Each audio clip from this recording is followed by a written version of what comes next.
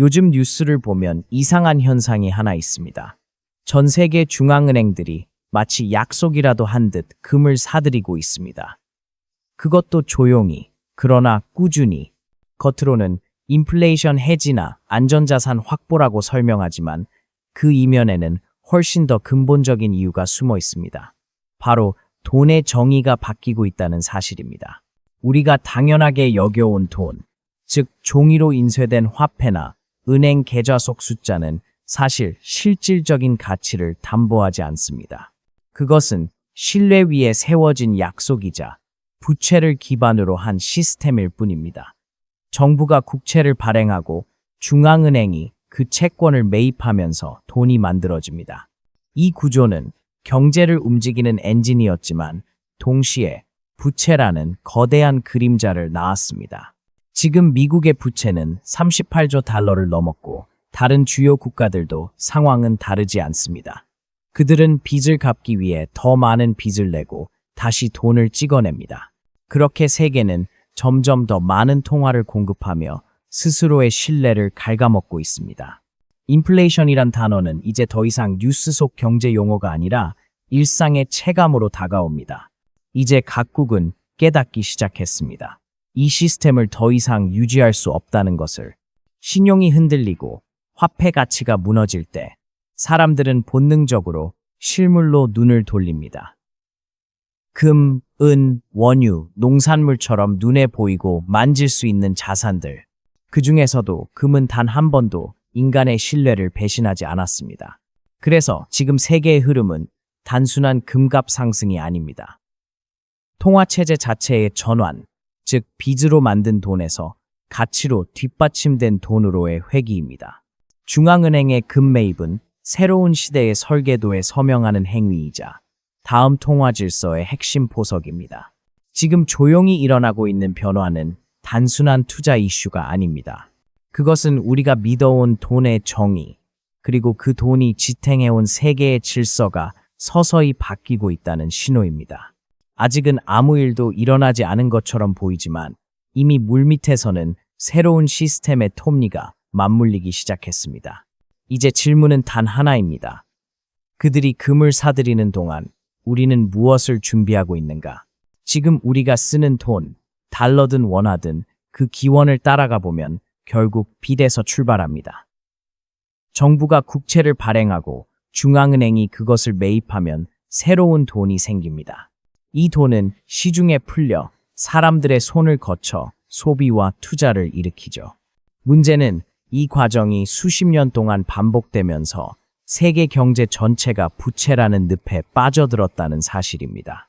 국가의 재정은 끊임없이 적자를 내고 그 적자를 메우기 위해 더 많은 채권을 발행합니다. 중앙은행은 그 채권을 다시 사들이며 시중의 유동성을 공급하죠. 그 결과 통화량은 폭발적으로 증가했습니다. 눈에 보이지 않는 돈, 즉 신용이 무한히 팽창하면서 돈의 가치는 점점 희미해졌습니다. 이제는 돈이 많다는 사실이 더 이상 부를 의미하지 않습니다. 오히려 부채가 많다는 신호가 되었습니다.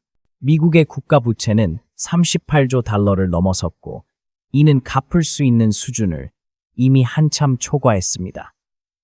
이 구조를 유지하기 위해서는 더 많은 돈을 찍어내야 합니다. 하지만 그렇게 하면 물가 상승, 즉 인플레이션이 폭발적으로 일어나죠. 아이러니하게도 중앙은행은 스스로의 신뢰를 무너뜨리며 시스템을 유지하고 있는 셈입니다. 돈의 본질은 신뢰인데 그 신뢰를 지탱하기 위해 또 다른 부채를 쌓고 있으니 말입니다. 이것이 바로 오늘날 화폐 시스템의 구조적 모순입니다. 세계 각국이 이 문제를 인식하기 시작했습니다. 통화량의 무제한 확장은 결국 모든 자산의 가치를 왜곡시키고 부의 불평등을 심화시킵니다. 누군가는 자산 인플레이션 덕에 부자가 되지만 대부분의 사람은 그 인플레이션의 비용을 생활비 상승으로 감당해야 합니다. 이제 사람들은 묻기 시작했습니다. 이 돈은 과연 무엇을 담보로 만들어졌는가? 그 답을 찾는 과정에서 전 세계의 시선이 한 곳으로 향했습니다. 바로 금입니다. 인간의 역사에서 단 한 번도 제로가 된 적이 없는 자산, 스스로 가치를 증명해온 금. 그래서 지금 세계가 직면한 문제는 단순히 돈이 부족한 것이 아닙니다. 신뢰할 수 있는 돈이 사라졌다는 것입니다. 이 깨달음이 전 세계 중앙은행을 금으로 향하게 만들었습니다. 그리고 바로 이 지점에서 새로운 통화체계의 시계바늘이 천천히 움직이기 시작했습니다. 세계는 지금 조용히 그러나 명확한 방향으로 움직이고 있습니다. 그 흐름의 중심에는 금이 있습니다. 한때 금은 고리타분한 유물로 여겨졌습니다. 기술 시대, 디지털 시대에 무겁고 비효율적인 자산이라며 외면받았죠. 하지만 아이러니하게도 바로 그 디지털 세상이 화폐 신뢰를 무너뜨리자 다시 사람들은 금으로 돌아가기 시작했습니다. 이제 금은 단순한 투자 수단이 아닙니다. 진짜 돈의 상징이 되었습니다. 브라질, 러시아, 인도, 중국, 남아공으로 구성된 브릭스 국가들은 이미 대규모 금 매입에 들어갔습니다. 중동의 산유국들도 마찬가지입니다. 석유로 달러를 받던 그들이 이제 금을 받기 시작한 것이죠. 이건 단순한 결제 방식의 변화가 아닙니다. 통화 질서의 근본을 다시 짜겠다는 선언입니다. 왜 금일까요? 왜 비트코인도 부동산도 아닌 금일까요? 그 이유는 간단합니다. 금은 국가의 신뢰를 초월한 자산이기 때문입니다. 금에는 발행 주체가 없습니다. 누구의 부채도 아니며 누구의 책임에도 묶여 있지 않습니다. 따라서 금은 인류가 만들어낸 어떤 제도적 불안정도 넘어서는 유일한 가치의 기준이 될 수 있습니다. 브릭스뿐만이 아닙니다. 미국조차 금을 다시 바라보기 시작했습니다. 자국 내 금 비축량을 재검토하고 금을 담보로 한 새로운 디지털 화폐의 가능성을 논의하고 있습니다. 한때 달러 패권을 이끌던 나라가 이제 금의 가치에 다시 눈을 돌리고 있다는 사실은 세계 질서가 어디로 향하는지 분명히 보여줍니다. 이 흐름은 마치 대자연의 순환 같습니다. 종이돈이 신뢰를 잃으면 사람들은 다시 실물로 돌아가고 그 실물의 정점에는 언제나 금이 있었습니다. 이건 단순한 경제 논리가 아니라 인간의 본능에 가까운 움직임입니다. 불확실성의 시대일수록 사람들은 눈에 보이고 손에 잡히는 확실한 가치를 원합니다. 지금 세계가 그렇게 움직이고 있습니다. 누군가는 이를 구시대의 회귀라고 말하지만 실상은 진짜 가치로 돌아가는 진보입니다.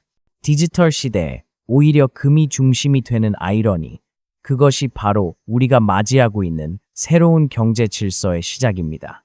세계는 지금 디지털 혁명의 한가운데에 있습니다. 각국 정부와 중앙은행은 CBDC, 즉 중앙은행 디지털 화폐의 도입을 서두르고 있습니다. 표면적인 이유는 명확합니다. 더 효율적이고 빠르고 투명한 결제 시스템을 만들겠다는 것이죠. 하지만 그 이면에는 훨씬 더 깊은 목적이 숨어 있습니다. 바로 기존의 화폐 시스템이 한계에 다다랐다는 인정입니다. CBDC는 겉으로 보기엔 미래지향적 화폐처럼 보이지만 실제로는 또 다른 종이돈에 불과할 수도 있습니다. 만약 그 디지털 화폐의 가치를 뒷받침할 실물 자산이 없다면 그것은 단지 새로운 형태의 숫자놀이일 뿐입니다. 빚으로 만들어진 시스템 위에 디지털을 더 씌운다고 해서 본질이 달라지지 않기 때문입니다. 그래서 지금 중앙은행들이 금을 사들이고 있는 것입니다. 단순히 보유자산 다변화가 아니라 디지털 화폐의 근본적 신뢰를 세우기 위한 움직임입니다. 그들은 알고 있습니다. 아무리 화려한 기술로 포장해도 화폐는 결국 신뢰를 담보해야 한다는 것을, 그리고 그 신뢰를 가장 확실하게 증명할 수 있는 것은 금뿐이라는 사실을 말이죠. 한편 이 새로운 체계는 우리에게 묘한 역설을 던집니다. 디지털 시대에 오히려 실물이 필요하다는 것, 기술이 진보할수록 인간은 오히려 실제 가치로 돌아가야 한다는 것입니다. CBDC는 결국 두 얼굴을 가진 화폐입니다. 한쪽은 효율과 편리함, 다른 한쪽은 통제와 감시, 그리고 그 균형을 유지하려면 반드시 실물 담보라는 무게추가 필요합니다. 지금 세계 각국은 그 무게추로 금을 선택했습니다. 금이야말로 국경을 넘어선 신뢰의 언어이기 때문입니다.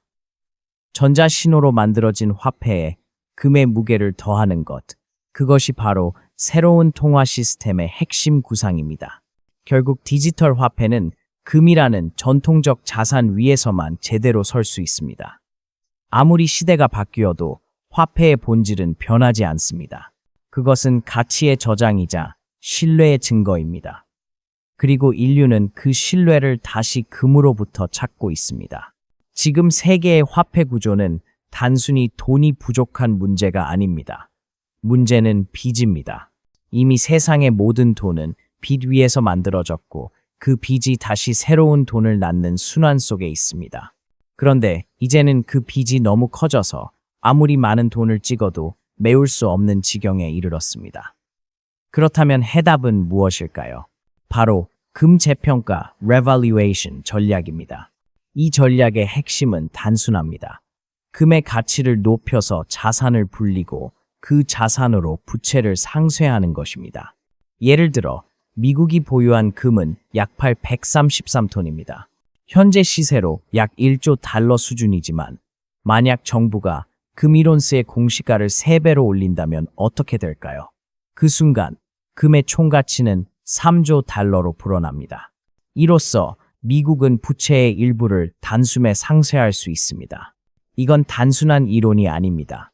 과거에도 비슷한 일이 있었습니다. 1933년 루스벨트 대통령은 금의 공시가격을 온스당 20달러에서 35달러로 올려 당시 미국 정부의 부채를 크게 줄였습니다. 지금의 상황은 그때보다 훨씬 복잡하지만 원리는 같습니다. 부채가 감당할 수 없는 수준에 도달하면 화폐의 기준을 금으로 다시 맞추는 것입니다.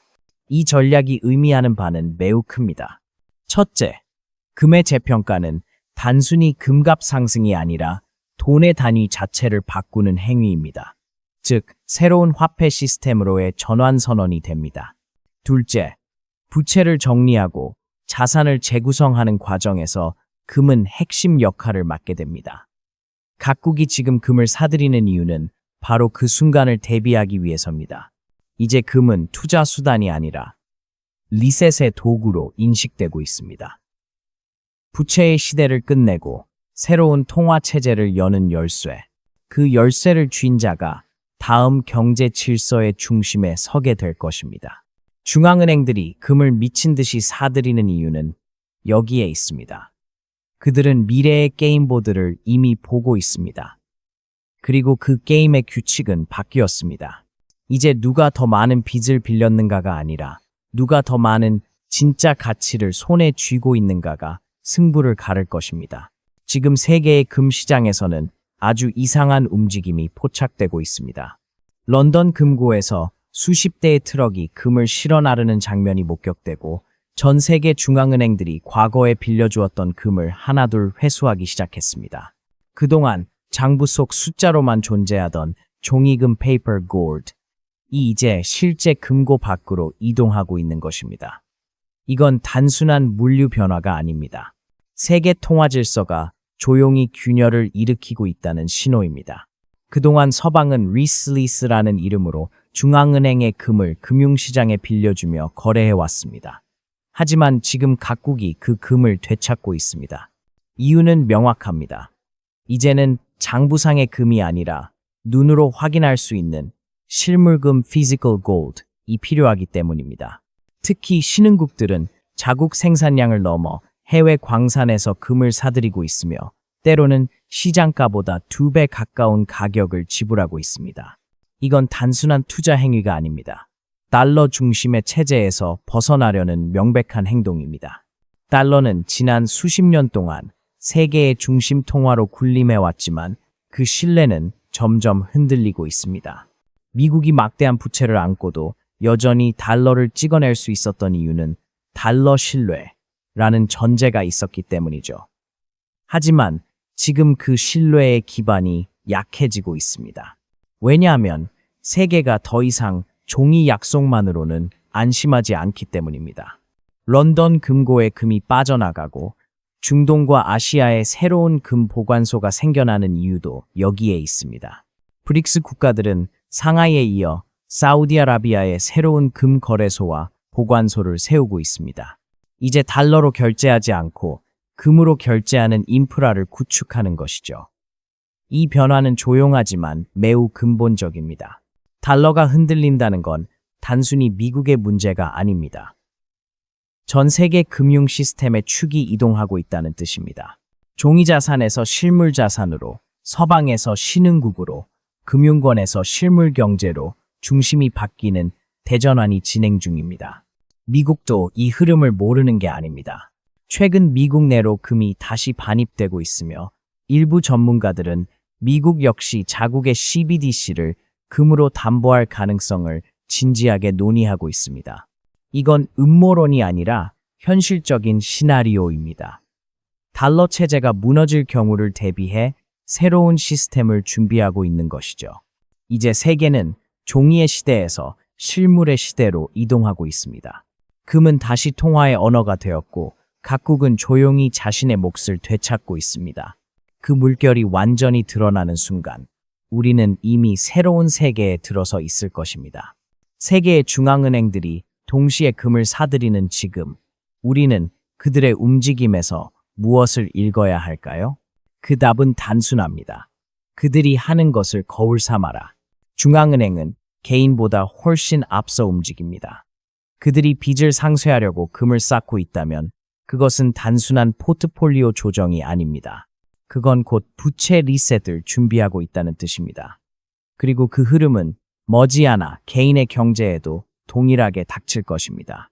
지금의 조정장은 단순히 금값이 떨어지거나 오르는 시장의 진동이 아닙니다. 이건 세상의 시스템이 스스로를 다시 세우는 과정입니다. 부채가 많은 사람에게는 마지막 정리의 기회가 되고 부채가 없는 사람에게는 자산을 확장할 최고의 시기입니다. 우리는 종종 가격에만 집중하지만 지금은 가격보다 접근이 더 중요합니다. 금과 은을 소유할 수 있는 구조를 만들고 그것을 장기적으로 보유할 준비를 하는 것이 핵심입니다. 중앙은행의 행동은 거대한 신호입니다. 그들은 금의 가치를 숫자로 계산하지 않습니다. 신뢰의 단위로 보고 있습니다. 그래서 금을 단순한 상품이 아닌 시스템의 기반으로 받아들이는 것입니다. 우리가 이 원리를 개인의 재정에도 적용할 수 있다면 부채의 굴레에서 벗어나 자산의 독립을 이룰 수 있습니다. 부채를 줄이고 현금의 가치가 흔들릴 때 대비하기 위해 실물 자산을 쌓는 것. 이것이 앞으로의 생존 전략입니다. 이미 글로벌 자금은 그 방향으로 움직이고 있습니다. 각국의 국부펀드, 연기금, 기관 투자자들이 꾸준히 금과 은을 매입하고 있습니다. 반면 개인들은 여전히 망설입니다. 지금은 비싸다. 조금 더 떨어지면 사겠다. 하지만 그들이 기다리는 동안 시스템은 이미 다음 단계로 넘어가고 있습니다. 기회는 늘 조용히 찾아옵니다. 언제나 사람들은 눈에 보이는 위기에는 반응하지만 조용한 변화에는 둔감합니다. 지금 일어나고 있는 금 매입의 흐름은 바로 그 조용한 변화입니다. 이걸 먼저 이해하고 준비하는 사람이 다음 시대의 이익을 얻게 됩니다. 결국 질문은 단 하나로 귀결됩니다. 그들이 금을 사는 이유를 이해했다면 당신은 무엇을 하고 있는가? 이건 단순한 투자의 문제가 아니라 생존의 문제입니다. 신뢰가 무너질 때 믿을 수 있는 것은 오직 실물뿐이니까요. 이제 세계는 확실히 새로운 길로 들어서고 있습니다. 눈에 보이지 않는 신호들은 이미 충분히 많습니다. 중앙은행의 금 매입, 각국의 금 보관소 신설, 브릭스의 금 결제 시스템 구축, 그리고 서방 국가들의 금 회수 움직임까지 모든 퍼즐 조각이 하나의 그림으로 맞춰지고 있습니다. 그 그림은 바로 금으로 뒷받침된 새로운 통화 시대입니다. 달러 중심의 시대는 서서히 저물고 있습니다. 그 자리를 대신할 것은 단순히 다른 통화가 아닙니다. 완전히 다른 개념의 돈, 즉 가치로 보증된 화폐입니다. 이 변화는 눈앞에서 벌어지고 있지만 대다수 사람들은 여전히 과거의 기준으로 세상을 바라보고 있습니다. 그러나 지금의 변화는 단순한 경기 사이클이 아닙니다. 문명적 전환입니다. 앞으로의 세계는 실물 자산을 중심으로 재편될 것입니다. 금, 은, 에너지, 식량 같은 기초 자산들이 다시 화폐의 기반이 됩니다. 그 속에서 금은 단연 중심에 설 것입니다. 왜냐하면 그것은 인류가 만들어낸 어떤 제도보다 오래 살아남았고 어떤 정부보다도 오랜 신뢰를 유지해온 유일한 자산이기 때문입니다. 이제 개인에게 남은 과제는 명확합니다. 다음 시대의 화폐를 준비하는 것입니다. 통화가 디지털로 변하더라도 그 본질은 변하지 않습니다. 결국 돈은 신뢰이고 신뢰는 실물로부터 나옵니다. 금을 단순히 투자로 보는 사람은 이 흐름을 놓칠 것입니다. 그러나 금을 시스템의 기반으로 이해하는 사람은 다가올 혼란 속에서도 길을 잃지 않을 것입니다. 앞으로 몇 년은 조용하지만 거대한 전환의 시기입니다. 부채의 시대가 끝나고 가치의 시대가 시작됩니다. 이 변화는 누구도 피할 수 없습니다. 하지만 준비한 자에게는 위기가 아니라 기회가 됩니다. 역사는 늘 그렇게 흘러왔습니다. 혼란의 시기에 가장 큰 부를 쌓은 사람은 먼저 본 사람이었습니다. 지금 세계가 금으로 향하고 있다는 사실을 깨달았다면 이미 절반은 준비된 것입니다. 나머지 절반은 행동입니다. 조용히, 그러나 단단히 다음 시대를 준비하십시오. 그 시대의 화폐는 금으로 다시 쓰여질 것입니다.